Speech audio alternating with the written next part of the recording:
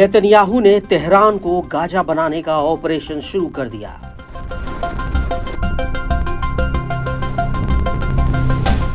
Khamenei का commander सलामी एटमी धमाके से बचाएगा बर्बादी।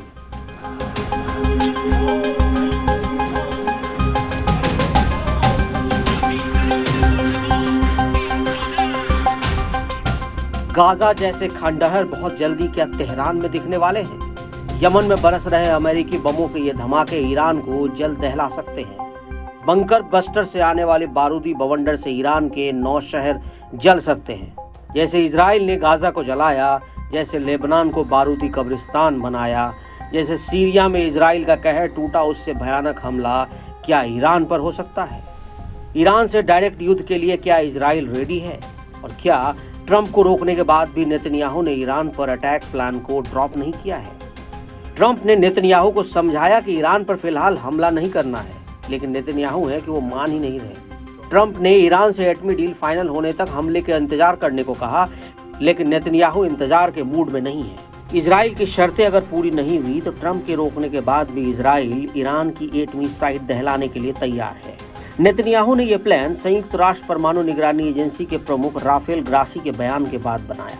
ग्रासी ने दावा किया कि ईरान ने एटम बम बना लिए हैं, ईरान को सिर्फ एटम बम का टेस्टिंग करना है।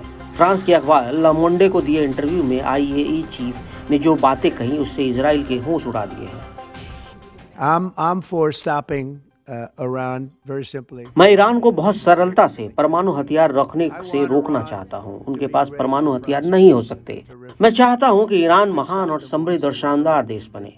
मैंने उन्हें तब रोका जब वे दिवालिया हो गए थे और उनके पास हमास के लिए पैसा नहीं था, उनके पास हिजबुल्लाह के लिए पैसा नहीं था। वे दिवालिया हो गए थे, उनके पास कोई पैसा नहीं था और वो इसे आतंकवादी संगठनों पर खर्च नहीं कर रहे थे क्योंकि उनके पास कोई खर्च के पैसे नहीं थे।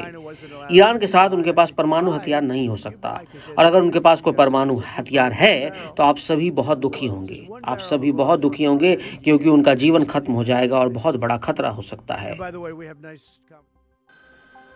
जिसने ईरान के एटमी प्रोग्राम को देखा है, जिसने ईरान के न्यूक्लियर प्लांट का दौरा किया, उनके अनुमान को इजराइल नजरअंदाज नहीं कर सकता।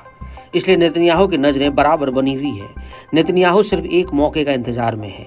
ईरान को ये मौका देने की वो भूल कर चुका है। सुपर पावर के साथ एटमी डील को लेकर ईरान जिस तरह से हावी हो चुका है, उससे इजराइल को हमले के सिवा और कोई रास्ता नहीं दिख रहा। सबसे पहले बात ईरान की। हम इस बात पर सहमत हैं कि ईरान के पास हथियार नहीं होंगे, लेकिन ये समझौता लीबिया स्टाइल में होना चाहिए कि हम अंदर जाएं, उनकी सारी फैसिलिटीज को उड़ा दें, उनके सभी उपकरणों को नष्ट कर दें, और ये अमेरिकी निगरानी में अमेरिकी तरीके से हो तो अच्छा है। ईरान जैसा चाह रहा है, अमेरिका वैसा करने को तैयार है। ईरान को एटमी प्रोग्राम चलाने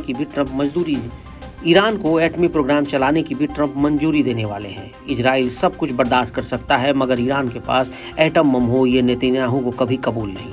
यही वजह है कि ट्रंप के रोकने के बाद भी ईरान पर हमले की तैयारी कर ली गई है। असल में ईरान के एटमी हथियारों के रेंज में पूरा इजराइल आता है। इस वक्त हमास के रॉकेट से ज्यादा खतरा ईरान की मिसाइल का है, क्योंकि अब उसमें परमाणु बम भी फिट हो सकता है। इंटरनेशनल एटॉमिक एनर्जी एजेंसी की ड्यूटी, रिस्पॉन्सिबिलिटी और अथॉरिटी के कानून को समझा जा रहा है। इंटरनेशनल एटॉमिक एनर्जी एजेंसी की ड्यूटी, रिस्पॉन्सिबिलिटी, अथॉरिटी को कानून के मुताबिक समझा जा रहा है।